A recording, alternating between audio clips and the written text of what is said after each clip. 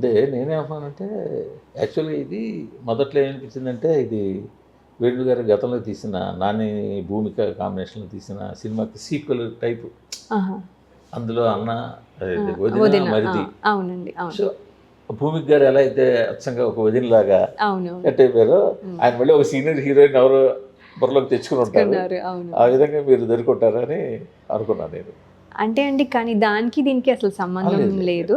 But అంటే ఏదో ఒక పాత్ర, ఇప్పుడు వదిన ఇవే ఉంటాయి కదా, మదర్, సిస్టర్, బ్రదర్ ఇవే ఉంటాయి కాబట్టి వీటిలోనే చేయాలి. కానీ ట్రీట్మెంట్ డెఫినెట్గా మీరు చూసారు కాబట్టి అంత డిఫరెంట్గా ఉంటుంది. సో అంటే ఆయన ఫీమేల్ ఓరియంటెడ్, అంటే సినిమా కాకపోయినా ఫీమేల్ క్యారెక్టర్స్కి అంత ఇంపార్టెన్స్ ఇచ్చి రాయడం అనేది సినిమాలోనూ అలా ఉంటుంది. అలాంటి సినిమాలో నేను చేయడం నా అదృష్టం. కానీ అంటే గత కొద్ది రోజులుగా రీల్స్ అవి చేస్తున్నారు కాబట్టి మీరు ఆటోమేటిక్గా అడాప్ట్ అయిపోయారా? అంటే లేదండి, అంటే అఫ్కోర్స్ అంటే ఇప్పుడు ఏదైనా కూడా కొత్త విజన్లోకి మనం వెళ్ళాలంటే ఒక 2-3 days పడుతుంది.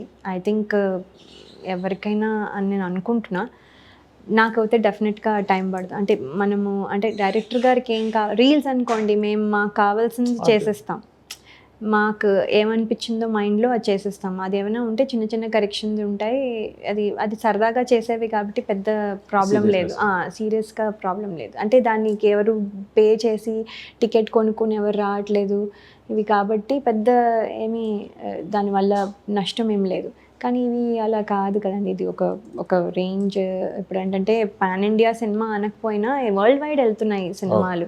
సో కొంచెం జాగ్రత్తగా చేయాలి. ఇప్పుడు అంతా న్యాచురాలిటీకి ఎక్కువ ఇంపార్టెన్స్ ఇస్తున్నారు. సో ఇవన్నీ చేస్తున్నారు, పర్ఫార్మెన్స్ అందరూ బాగా చేస్తున్నారు. ఏదో ఒక షార్ట్ ఓకే ఇది మనకి ఎక్కడో ఇలా వచ్చి వెళ్ళిపోతుంది అని లైట్ తీసుకోవట్లేదు, అన్నీ ఎవ్రీథింగ్ పర్ఫెక్ట్గా తీసుకుంటున్నారు. ఒక మానిటర్ చూసుకుంటున్నారు.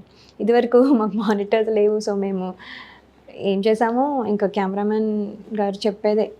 సో అలా అంతా చాలా మార్పు వచ్చింది కాబట్టి ఇప్పుడు కొంచెం రీల్స్ వేరండి. కానీ ఇది ఒక 2-3 days పడుతుంది. అంటే ఆయన ఏం చెప్తున్నారో అర్థం చేసుకొని మేము మళ్ళీ ఆ క్యారెక్టర్లోకి వెళ్ళడానికి చేయడానికి. అయినా కూడా మధ్యలో కూడా కరెక్షన్స్ అవుతూనే ఉంటాయండి. ఎందుకంటే ఈ సిచ్యువేషన్లో అదే క్యారెక్టర్ ఎలా బిహేవ్ చేస్తుంది అని మళ్ళీ మాకు డౌట్ వస్తుంది. సో ఓకే, ఇప్పుడు బాధగా ఉంది, ఇదే క్యారెక్టర్ స్ట్రాంగ్ లేడీ కానీ ఇప్పుడు బాధగా ఉంది, ఎలా బిహేవ్ చేస్తుంది అని మళ్ళీ అడగాల్సి వస్తుంది. సార్ చాలా ఎక్కువ బాధపడాలా, కొంచెం చాలా, లేకపోతే ఏంటి అంటే ఆయన విజన్లో ఆయన ఏమనుకుంటున్నారో చెప్తారు అన్నమాట. సో దాన్ని బట్టి చేస్తాను. బట్ అప్పటికి ఇప్పటికి టేక్స్ తీసుకోవడం ఏమైనా తేడా ఉందా? అంటే అండి టేక్స్ అప్పుడు అంటే మనకి అది కాస్ట్ అవుతుంది కదా మనకి, అందుకని ఎక్కువ అనవసరంగా టేక్స్లు తీసుకునే వాళ్ళు కాదు. పైగా మానిటర్స్ చాలా ఎక్కువ చేసేవాళ్ళం మేమైతే. మానిటర్స్ ఎక్కువ చేసేవాళ్ళం ఎందుకంటే పెద్ద డైలాగ్ అంటే బాగా వచ్చిందంటే, బికాజ్ అది ఫుటేజ్కి వర్సెస్ ఒక ఫుట్ 10,000 ఏదో ఐ హర్డ్, నాకు కూడా ఐడియా లేదు. సో అది కాస్ట్ ఎక్కువ ఉంటుంది కాబట్టి ఇప్పుడు మనకి చిప్ కాబట్టి ఇప్పుడు ప్రాబ్లం లేదు.